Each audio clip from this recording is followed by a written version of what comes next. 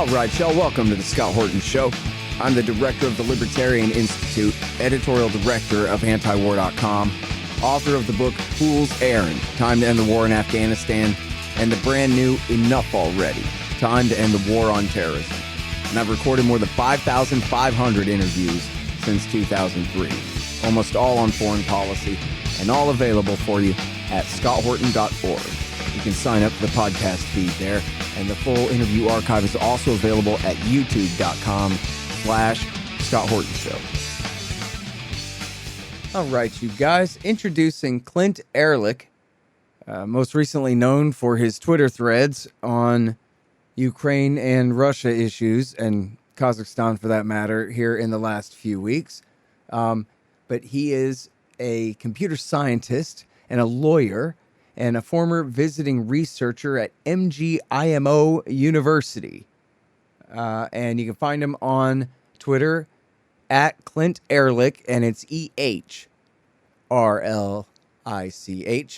And in fact, we'll start with this. When I first looked you up on Twitter, I spelled it wrong, and the first thing I found was prop or not from years ago, calling you a Russian agent, and which has been a real heavy theme going on this week, judging by your retweets and quote tweets there of all these influential people accusing you essentially of being on a list of communists in the State Department or something like that. When you can see the quality of their research, given that they can't even spell my name right. Yeah, seriously. Which goes for me too, but then again, I got it right pretty quick, and I spelled it right since then, so that's good. But now, so let's start with all the attacks. They're all attacking you, and they're saying that, listen, you explained something from Russia's point of view instead of from only the American point of view on TV, and that's an unforgivable sin. But also, you were in Russia when you did so, and so clearly you're Putin's puppet acting as his agent, all these things. So I'll just give you an opportunity to respond to all of that if you would like, please. Well, I appreciate that, Scott, and I'd like to note that the attacks actually increased yesterday. The Washington Post ran an article after my appearance on Tucker Carlson where they condemned Tucker for having me on, and they included a false accusation that I had been paid by the Russian government while I was in Moscow. They said that I had worked at a think tank there, and then I complained, and they were forced actually to retract that portion of the story and to admit that that was not true. The real irony is that while I was living in Russia, I was published in the Washington Post, and they knew that. They credited me. My byline was a visiting researcher at MGIMO University, and so it's really funny to even see how over the course of just 5 years or so, they've gone from being willing to publish my stuff to now portraying me as some sort of villain, because while I was in Russia, I had the gall to write about foreign policy and Russia's perspective on America. And at the time, I thought that I was really providing a service, because I was a visiting researcher at MGIMO. For those who don't know, it's often called the Harvard of Russia. It's really more like a cross between Georgetown School of Foreign Service and West Point, because it is run by the Russian government, but it doesn't train people for their military. It trains their diplomats. And so I was a visiting researcher there.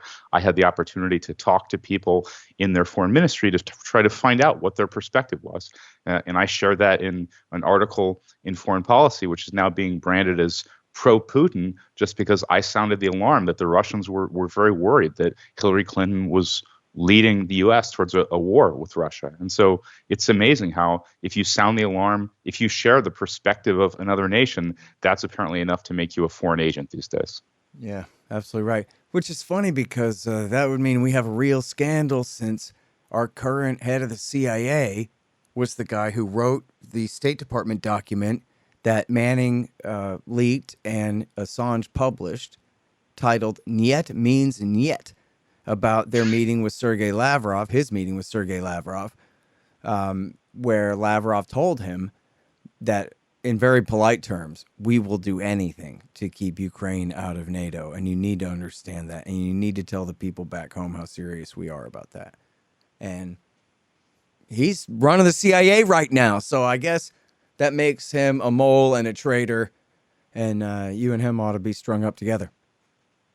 I mean, what's really wild is they're they're they're making very concrete accusations, saying that I'm being paid by the Russians today, that I'm on Vladimir Putin's payroll, and it's wild because my money right now comes from the U.S. government. I'm paid by the National Science Foundation. They gave me a grant as a researcher to do my work, and so these people are really operating in almost a parallel universe, and they portray themselves as serious people, but they're buying into what are baseless conspiracy theories. There's literally no evidence to support this idea that I'm being funded by the Russians. But as soon as they see a dissenting view, they're willing to throw out those kinds of claims. Right. So where are you from, and what exactly was your purpose of going there to study?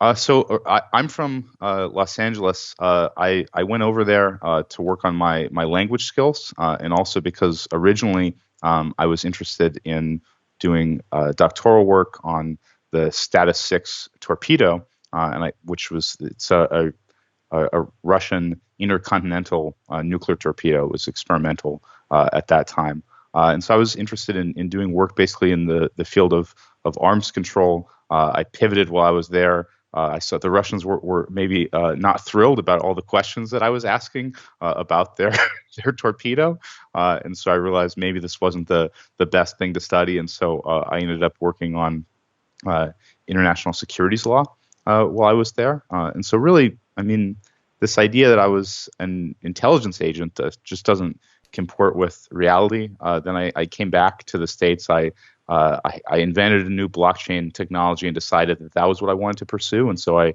came back to America and have been working on that. But then when I saw that events were leading us into the direction of conflict with Russia and that people weren't speaking out, I felt an obligation to use my platform on Twitter to sound the alarm. Yeah. And I never anticipated the scale of the response that would happen.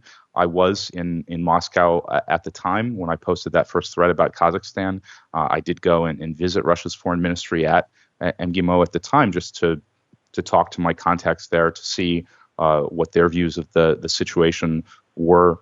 And people really were amazed, I guess, to have this outside, fresh perspective on the crisis in Kazakhstan. That thread went completely viral. Several subsequent threads have gone viral, and pretty quickly I found myself on Tucker Carlson's show doing an interview with him. But it's really been a whirlwind. Yeah. Well, you sure don't sound like you're concerned that the FBI counterintelligence division is hot on your tail here or anything like that. So I think we can stop wasting time with this kind of ridiculous red herring argument accusation. Well, I mean, I do want to point out it is a real problem for me, though. I mean, yeah. I working in the private sector, when people make these kinds of accusations publicly about me, it certainly doesn't help my company. It doesn't help me to raise funds. It doesn't help me to advance my career. And so that's the real irony. That when they say, how much are you paid for making these media appearances? The answer is, this is really directly detrimental to my career. It would be much better for me to just sit down and shut up and only work on computer science. I'm really putting myself on the line by doing this because I think that it matters and that people deserve to hear the truth. All right. So now let's get to it. What exactly is your point here that you want the American people above all to understand about America and Russia's relationship right now? The main point that I want people to understand is that there's a non-trivial risk of nuclear war and that we're flirting with it, that we're advancing closer and closer to conflict with a power that has more nuclear weapons than any other country in the world, and that the reason for that is because of NATO expansion. Decisions that we made in 2008 in declaring that Ukraine was going to be a member of NATO. And so now there's this inertia that's propelling us towards conflict because that was a horrible decision and we're not willing to back down over it. And so people can complain and say, well, morally, don't you think that Ukraine should have a right to join NATO? Or don't you think that it's wrong for the Russians to engage in the conduct that they're engaging in?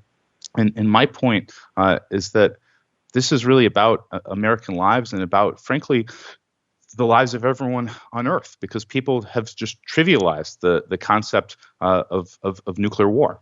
Oh, the Russians right now are talking about taking measures that would be truly reminiscent of a second Cuban Missile Crisis. They are threatening to potentially deploy strategic forces to Venezuela and Cuba.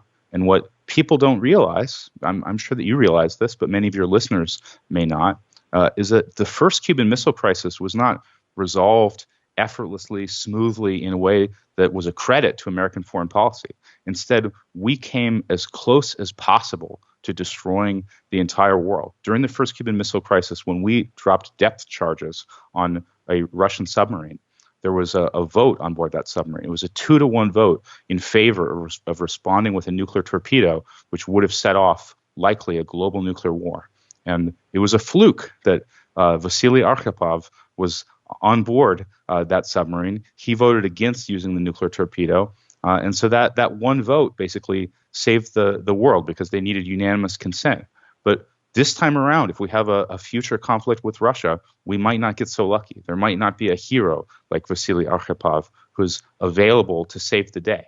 And so I'm trying to sound the alarm and say, if you care about the fate of the world, that this kind of pointless aggression is something that you need to oppose. Now, one thing that you said to Tucker Carlson I thought was important was that NATO doesn't even want Ukraine anyway. Well, who exactly do you mean by that when you say NATO doesn't want them?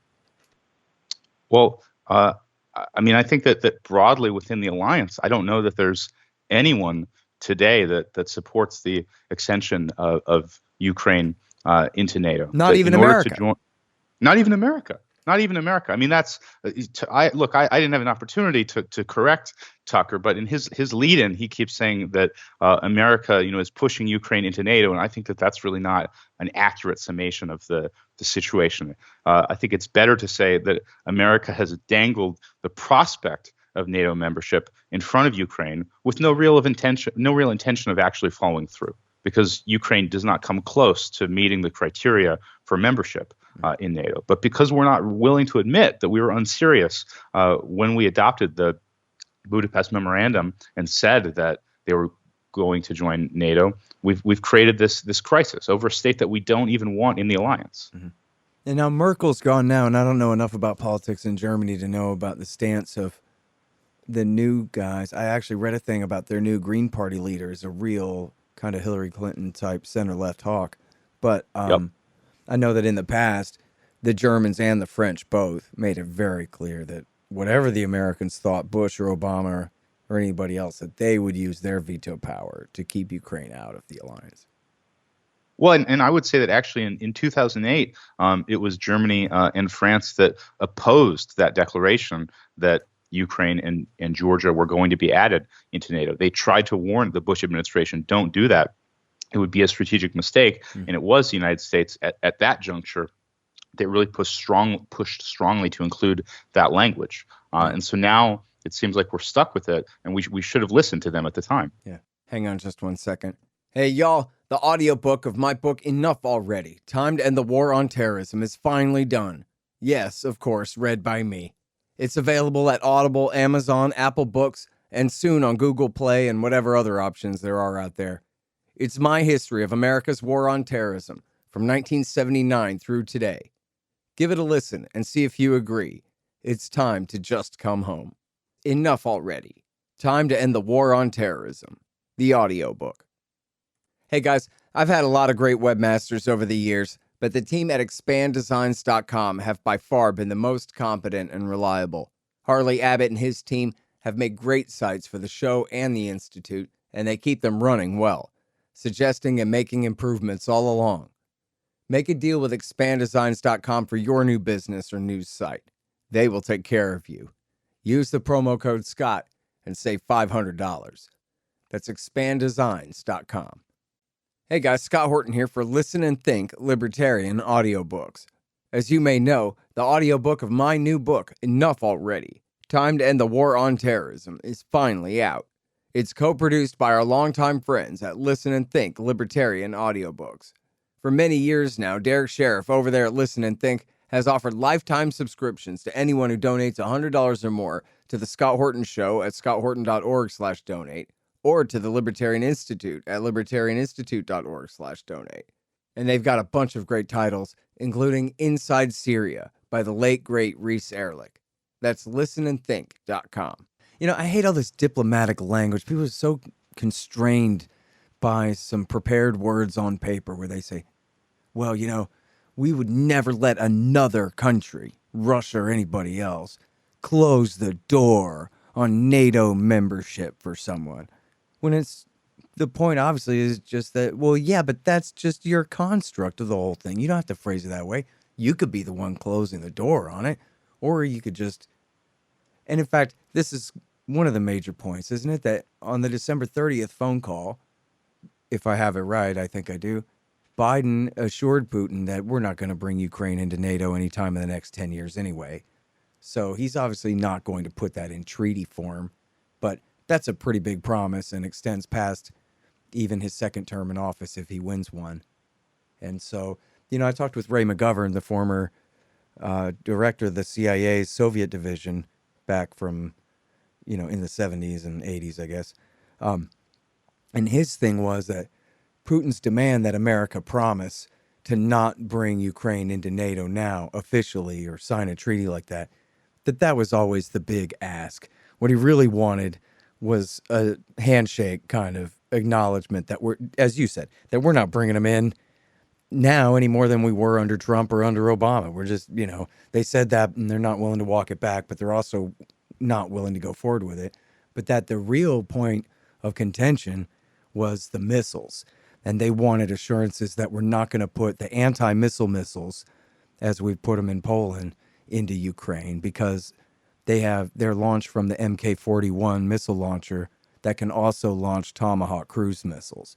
And so that seemed to be the real point of contention. And Wendy Sherman had said, I'm sorry the exact quote, but she had indicated that actually, yeah, we made some real progress on missiles. And, we'll see what happens next time we meet. And after all, it was just Trump that got us out of the Intermediate Nuclear Forces Treaty a couple of years ago. So I don't know if they'll get right back in the treaty, but they might agree to start abiding by it anyway, so to speak, if you know what I mean. Seems like, don't you think the crisis has been so many diffused a points bit? I think that the Russians are playing their cards very close to the vest, and so I would hesitate to speculate and say that I can understand exactly what their end game is. I certainly think that there was a misperception in the United States that when the Russians published their draft treaty with the U.S. and their draft agreement with NATO, that was an ultimatum in the sense that they needed to get everything that was in those documents. That obviously was not the case. Lavrov himself said, this is not an ultimatum. We are open to negotiations. Now, he did then sort of subsequently issue an ultimatum about Ukraine and NATO, saying that Ukraine cannot ever join NATO, and calling that an absolute red line for Russia.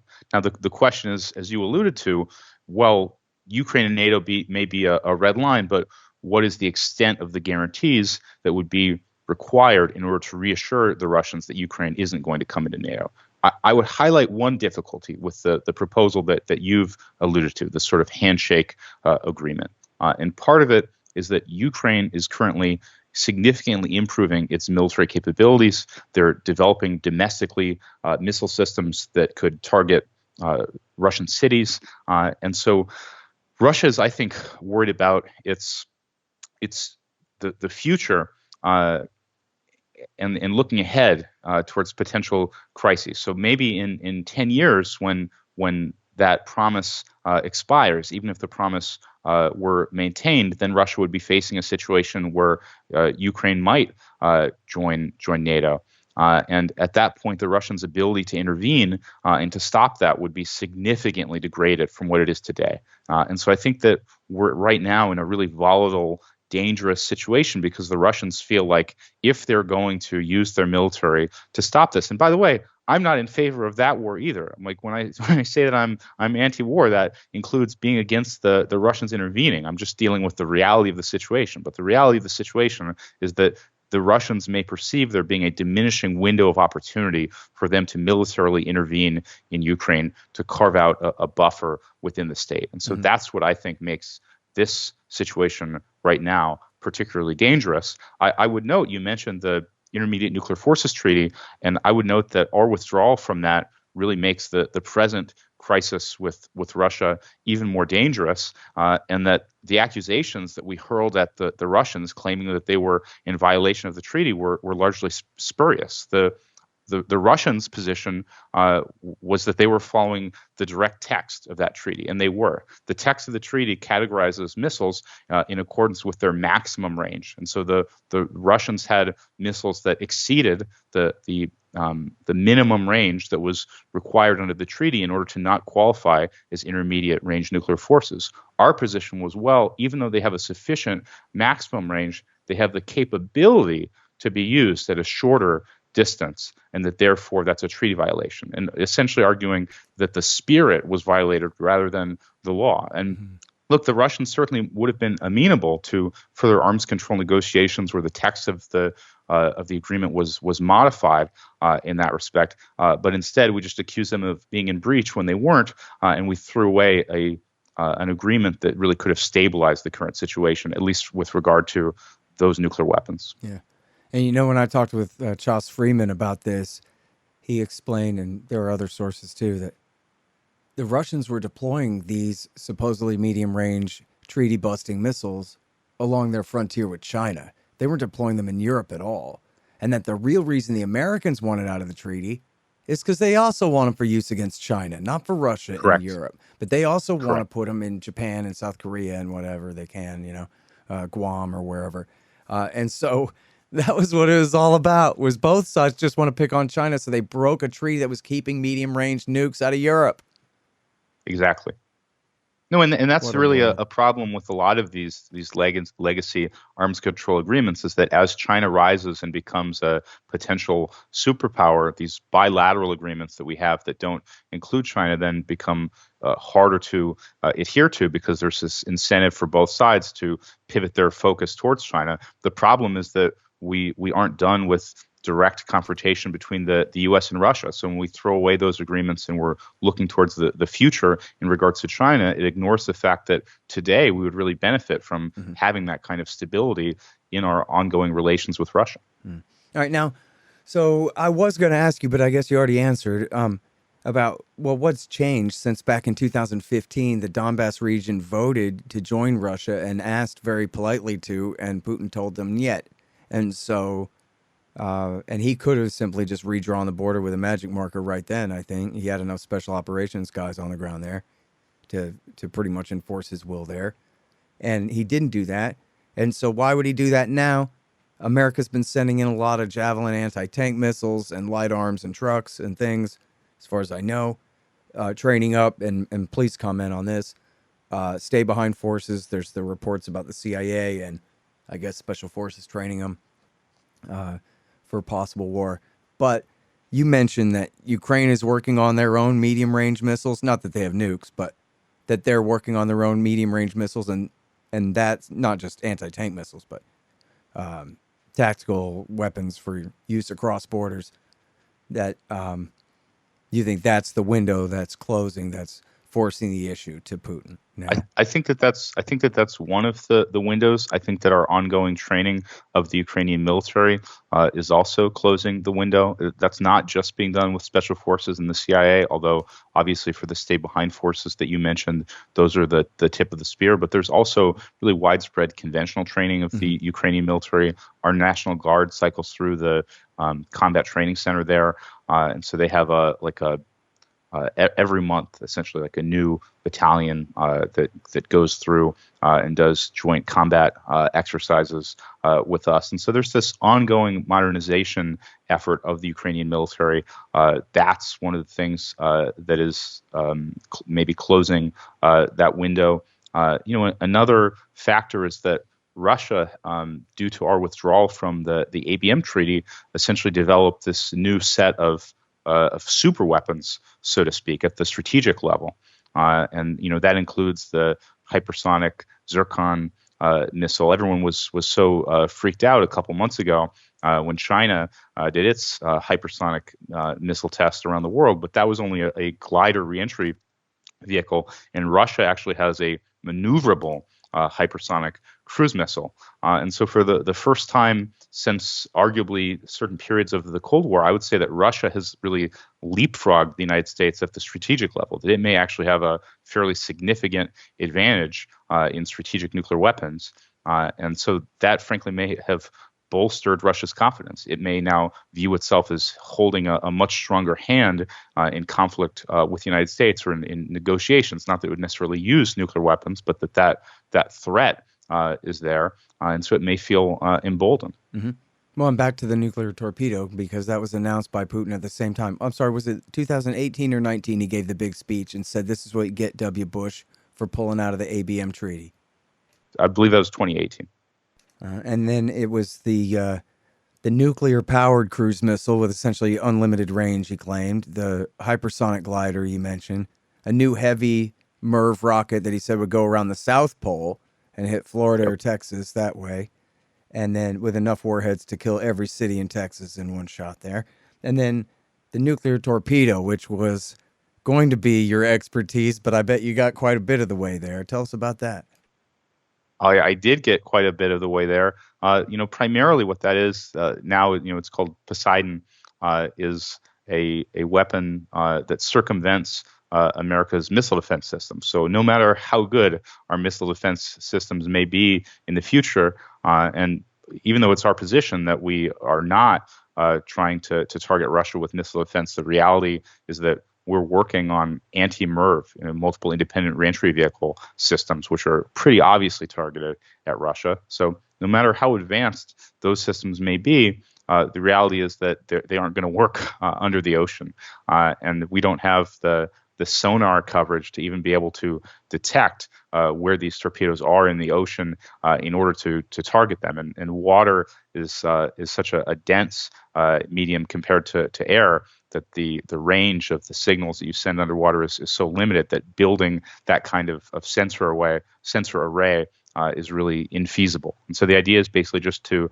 take advantage of the oceans to be able to bypass America's defenses. I think what's interesting is that there was really huge alarm in the United States about the nuclear torpedo, the intercontinental nuclear torpedo being announced, that there was this fear acting like the Russians were crazy in order to deploy a system like this. And part of what I was working on at MGMO was an argument that this was actually a fundamentally stabilizing weapon, because if you compare it to a nuclear, an intercontinental nuclear missile, where if you fire it, then you only have a matter of minutes until it hits its target. And so in the case of accidental launch, or in the case of a misidentification of launch, you have the potential to instigate a crisis really rapidly.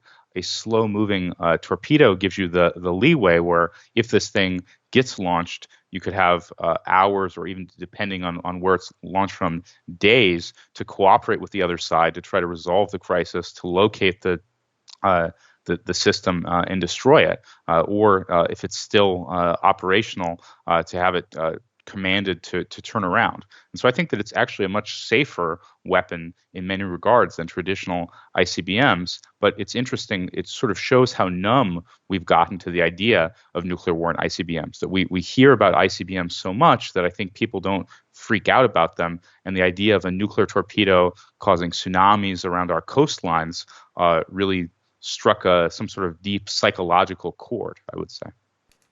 Yeah. All right, now, I guess let's change the subject to Kazakhstan. Sure. I'm afraid I'm missing something here on Ukraine. Well, yeah, no, I want to go back to Ukraine real quick.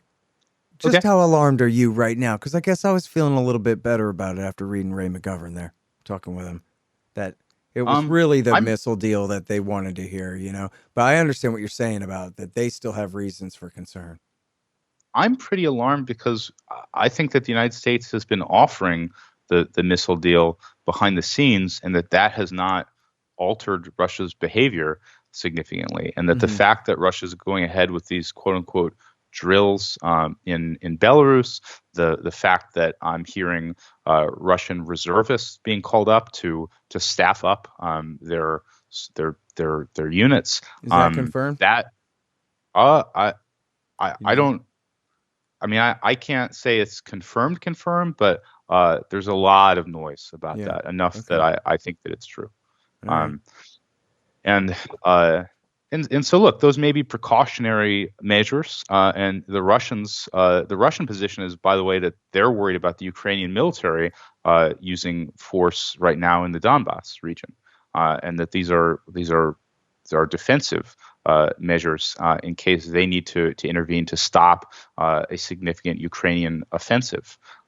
So my point is not so much that it's clear that the Russians are preparing an imminent invasion of Ukraine. It's just that there's enough that continues to happen to make me concerned. And look, I'm very sympathetic to the view that Ray McGovern offered. That would have been my proposal, right? If I was trying to negotiate to resolve the crisis, the proposal that I would have put on the table, and that I would have been frankly pretty optimistic about working, would have been, let's have a commitment to not station missiles in Ukraine, because that's what Vladimir Putin has said he was most concerned about. That was what he highlighted in his speeches.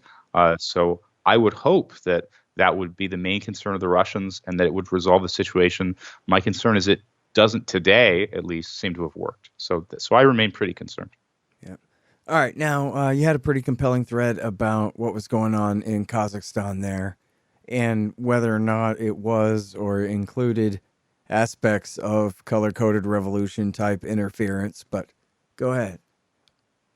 Well, I think that thread was largely misunderstood, because my point was not so much that it was clear that what happened in Kazakhstan was a color revolution. My point was more that when we have entities like the National Endowment for Democracy that make all these anti-government grants inside unstable states, it's really dangerous for us, because if there is a revolution, then the Russians connect the dots and they blame us, and that it really is kind of irrelevant whether or not the revolution is objectively caused by that kind of support, whether that support is a partial cause. People can slice that up however they want. The reality is that it's dangerous and destabilizing for us to provide the funding regardless, because when inevitably there is political turmoil in those states, it looks like there's the smoking gun that's left behind. So I oppose that kind of funding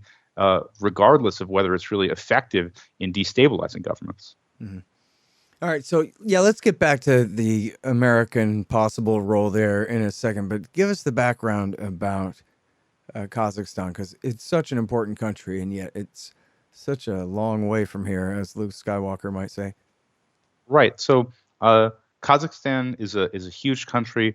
It's about the size of Western Europe. It has the largest continuous land border in the world with Russia. Our border with Canada is technically longer, but it's divided between Alaska and the continental United States. So that border is huge. The north of Kazakhstan contains a tremendous number of ethnic Russians, and Kazakhstan is itself of huge strategic interest to Russia, because it's where they have their primary cosmodrome to launch their rockets, and also where they do their missile defense testing. And so Kazakhstan is a area of great strategic interest to Russia, and one that had remained relatively stable under the leadership of Nazarbayev, the president. He had recently been replaced by his handpicked successor, Tokayev, but there was a power sharing agreement where Nazarbayev remained in control of the Security Council in Kazakhstan. And so even though he wasn't the president, he was in charge of the military and the security forces. Did they even hold an election, or did he just hand the power over to this guy? There was nominally an election, but I don't think that anyone really believes that elections in Kazakhstan are legitimate. There's sort of like elections in North Korea. There's something like, I forget, 99% or something in that sphere of approval for Tokayev as president. So, I may have that number slightly off, but it's in the ballpark. But what was really striking is that Tokayev had announced that there was going to be a reduction in the fuel subsidy that was keeping the price of liquefied petroleum gas down, which is used not just as cooking fuel there, but as gas for automobiles. And once that happened, that scheduled reduction in the subsidy, there was a huge uprising, primarily in Almaty, the former capital and the largest city in the country. But what's interesting is that even once he announced that the fuel subsidy would be reintroduced, that was not enough to placate the protesters. And I use protesters loosely because they killed a lot of people and they used a lot of heavy weapons. And so that's where you get into this question of, were they really protesters or was this something more nefarious? And it sure looked like a color revolution or an instance of hybrid war because they were making these very direct political demands about cutting all relations with Russia. At the same time that they were attacking key government facilities, taking police and military as prisoners.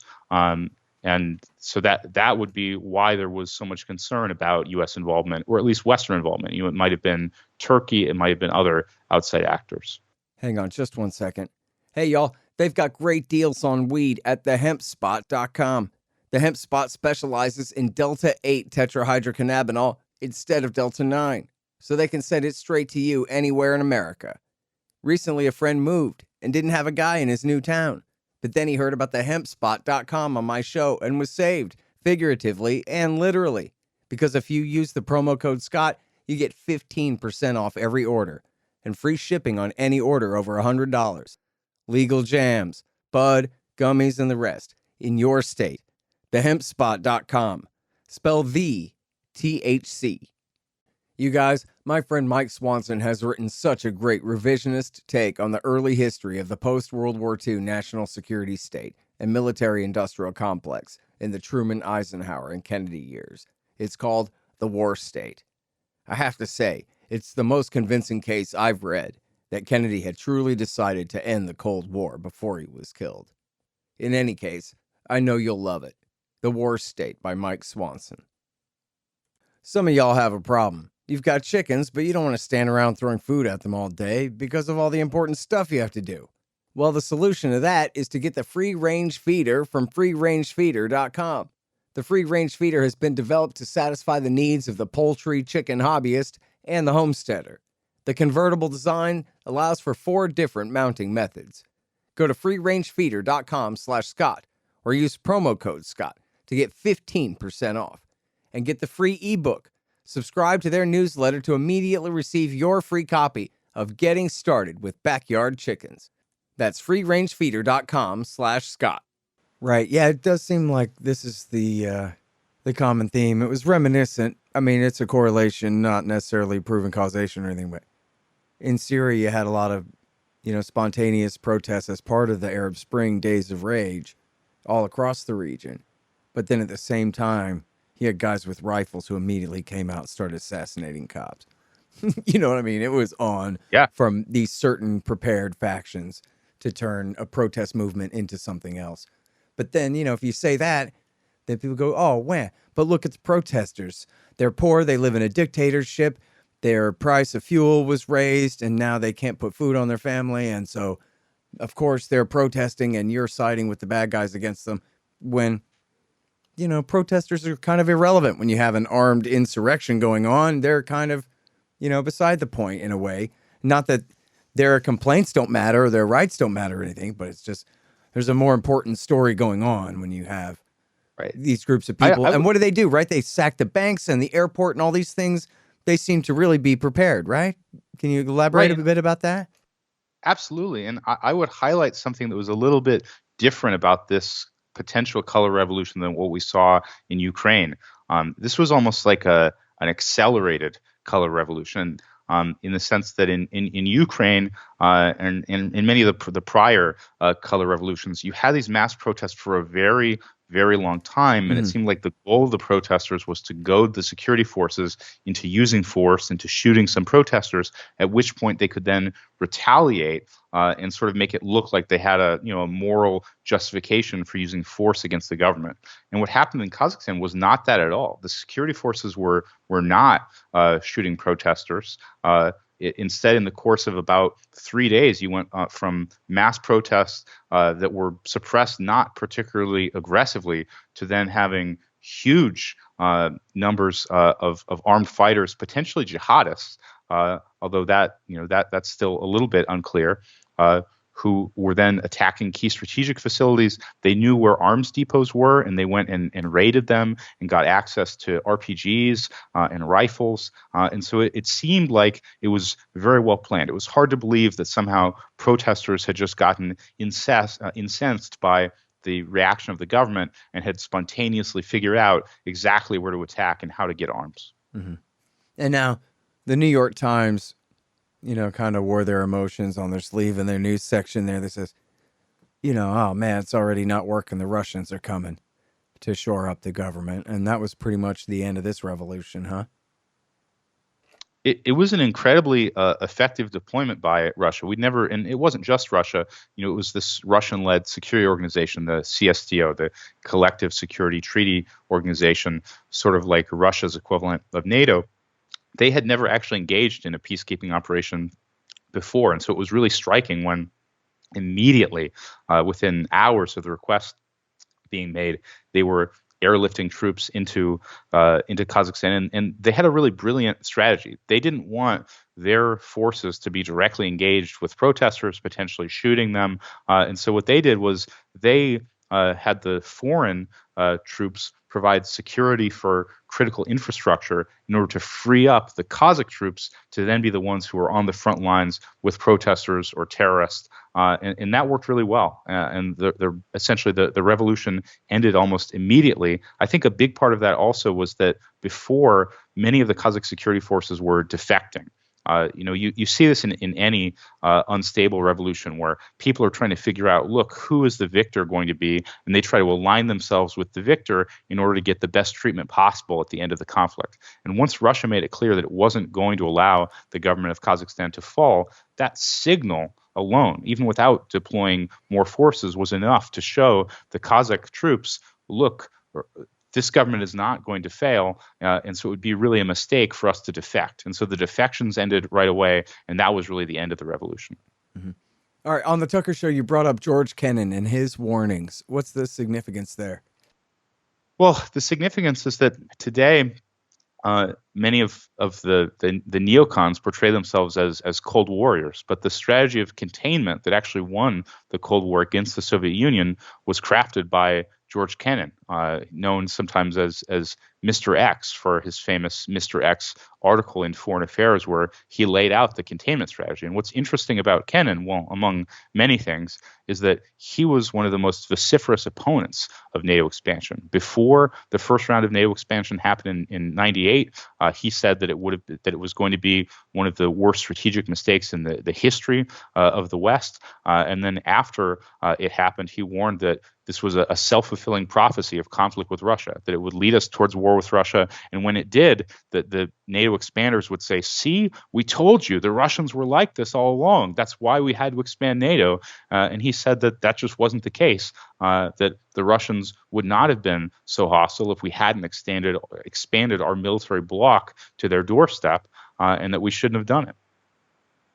Right. And now I wanted to point this out. I'm not sure who all knows this or don't, but there's this great article, which to me, surprisingly, is by Jerry Brown, Governor Moonbeam, they call them. I don't know that much about him, but the old governor of California. I've met him a few times. Okay. So he did a review in the New York Review of Books, and it was a review of William Perry's book, My Journey at the Nuclear Brink.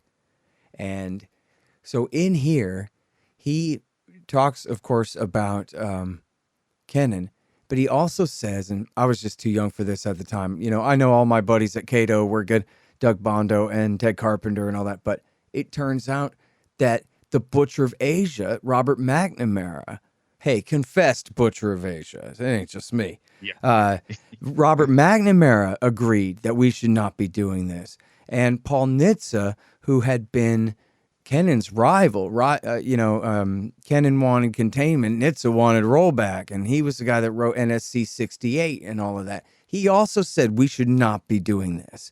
And there's a whole list of hawks, and I'm sorry, I'm looking at it now. There's a paywall. I tried to pull it up here, but people can look that up, put it in archive.is, and they'll show you the whole thing there. And you can see where people who were, never mind Pat Buchanan and the paleoconservatives, who also were very harsh anti-communists when the communists controlled Russia, but even people like Nitze and McNamara were agreeing with Kennan and saying this is a huge mistake to do. I think that what's and what's I'm really, sorry, and Perry himself apparently was fired. Is this right?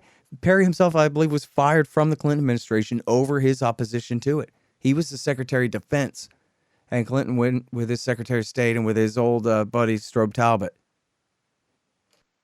Yeah, I mean, I think that what's really interesting is that if you look at the course of NATO expansion, and not just from the NATO expansion that's happened, but also the declaration of the intent to further expand NATO in 2008, that the rationales that were given at the time don't line up at all with the rationales that we see today. So in 2008, when there was this proposal that was adopted saying that we are going to expand NATO to Ukraine and to Georgia, nobody was saying that the reason we were going to do that is because Russia was a revanchist power that was going to take over these territories. Instead, the message to Vladimir Putin and the Russians was, look, this has nothing to do with you. This isn't hostile at all. This is just the natural development of an alliance that isn't even pointed at Russia. And it was the critics of it who said, look, the Russians are going to see this as directed at them. And for that reason, it's going to be destabilizing. Now, that prediction was completely true. Like, it was just absolutely vindicated. We now find ourselves on the brink of this horrible conflict with Russia. And the advocates of NATO expansion have thrown away that prior justification, saying, oh, it's not threatening towards Russia, and instead are saying, well, actually, Russia was aggressive all along, and that's why we needed to have expanded NATO. Yep. And so you really see them moving the goalposts to defend their own policies. Yep, absolutely right. And of course, as you said in that famous piece, Now a Word from X by Thomas Friedman in the New York Times, as predicted perfectly in the year 1998. As soon as Russia reacts, the same people say now that they won't react because this isn't about them will say, well, that's why we had to do it, because of all of their aggression. Exactly. They said Russia wouldn't react, then Russia did, and now they say that's why we had to expand NATO. Yeah, that's crazy. Hey, I found the paragraph here. Bob McNamara, Sam Nunn, Bill Bradley, Paul Nitze, Richard Pipes, and John Holdren, and Richard Pipes even. Richard Pipes. And Robert Gates was one of them, too. The guy who had been the head of the CIA, and which that was surprising to me that even Robert Gates had opposed it then. Of course, the guy that later became Secretary of Defense for W. Bush and then Barack Obama. Well, I mean, these guys must have all been Russian agents then, right? Obviously, anyone who exposes NATO expansion today must be a Russian agent. So, by the same logic, all of these men should be questioned in regards to their loyalty. Yeah. I mean, that to me is just jaw-dropping, right? Richard Pipes. And, hey, if Bob McNamara is telling you that what you're doing is too aggressive, you should heed his counsel. That's my idea, Alarms should be going off at minimum. I strongly agree, and it just shows you that these today that the people that we have advocating these positions are sort of fundamentally unserious, because these were you may disagree with them significantly, but they were serious thinkers about U.S. foreign policy. And I think that part of what's so scary is that we've reached a point where the people who are in charge, the people who are charting the course of our foreign policy, really seem to be ideologues of a sort that we didn't even have. That they're not willing to look at the reality of international relations and the dangers of what they're proposing. And so I really wish that we had this prior era of statesmen still around to rein in the excesses of our foreign policy. Mm-hmm. All right, I'm sorry for keeping you so long, but I got one more question here. It goes to somebody that you quote tweeted here when they were criticizing you. I forgot which one it was, but it's the common understanding and theme, even when unstated, which is that if we had already brought Ukraine into NATO, then they wouldn't dare try it. Right. This is not aggression, That's really. David It's just French, we're I think. extending our security umbrella to as many people as possible so that no one will ever mess with them, because then they'd be messing with us, and no one will ever mess with us no matter what. And so all that we do really here is just keeping the peace. And that clearly is the way they see it. It's a remarkable thing, man. There's so many things wrong with that argument. As you just alluded to, the end point of that argument is the idea that we should probably just expand NATO to the entire world, because then there would be no war. If we just had a military bloc that extended to the borders of the earth, then there would be no conflict.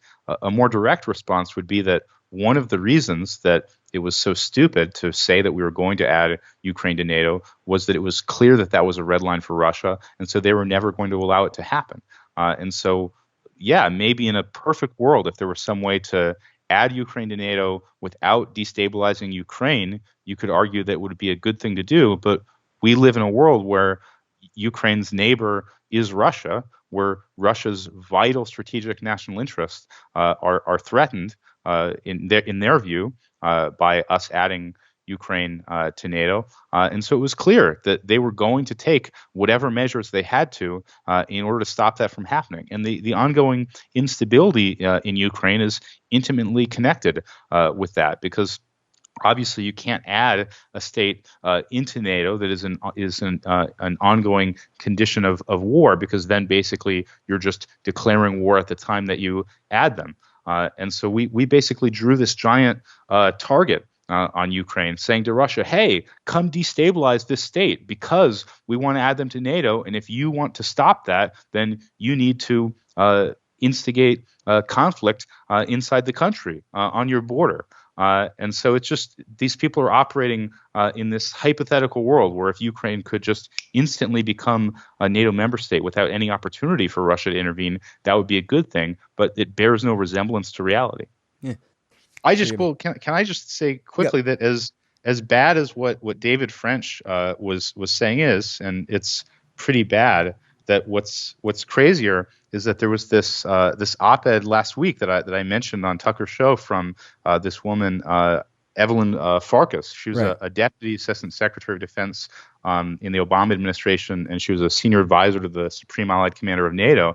And in this op-ed in Defense One, she argued that we need to give the Russians an ultimatum that they have to leave Crimea, and that if they don't, that we should put together a coalition of the willing and then force them out. And Scott, I don't know that I can find words to convey to your viewers how crazy this proposal is. This is you might as well tell the Russians, get out of Moscow. We're going to invade. That is like how closely connected to Crimea the Russians are. From their perspective, it is their sovereign territory. And even though they, on paper, have a no first use policy, I sincerely believe that if they were losing a conventional war over Crimea, I think they would use nuclear weapons to defend it. And so I think that this woman is proposing basically starting World War III. And the idea that people like this are involved in senior positions of government should be terrifying to everyone. Well, she does go pretty far in here, although, I heard you say that on the Tucker show, and I couldn't find that part of it. There's a couple of mentions of Crimea in here. So if you look at the bottom, she doesn't say Crimea. What she says is that we have to give them an ultimatum about occupied territory, right? But it's clear that when she says occupied territory, that includes Crimea. She considers Crimea to be occupied territory. So the ultimatum that she wants to give Russia includes Crimea. No, I see what you're saying there. You're right. I guess the implication earlier in the article seems more like she's just talking about the Donbass, and that because everybody knows Crimea is a fait accompli, right? But maybe that was just me. I think you're right. No, I don't. She does I don't seem to think be so. going that far here. You're right. Yeah, I read that as her saying that we need that Crimea is occupied territory, and that we have to roll back Russia from that territory. Mm-hmm. Oh, yeah, and she's also saying they got to get out of South Ossetia and Abkhazia too. Right, exactly, everywhere. And that's something. Just even though, it, they're in South Ossetia on an agreement that was signed with the European Union in the first place. So yes. it's hard to call that an invasion and aggression, really, right? One would think so. All right. Well, anyway, I really appreciate your time on the show. It's been really great, and I'll be following these great threads on Twitter. It's been my pleasure. Thank you so much. I really enjoyed it, Scott.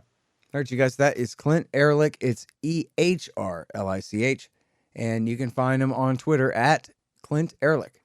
The Scott Horton Show, Anti-War Radio, can be heard on KPFK 90.7 FM in LA, APSradio.com, antiwar.com, scotthorton.org, and libertarianinstitute.org.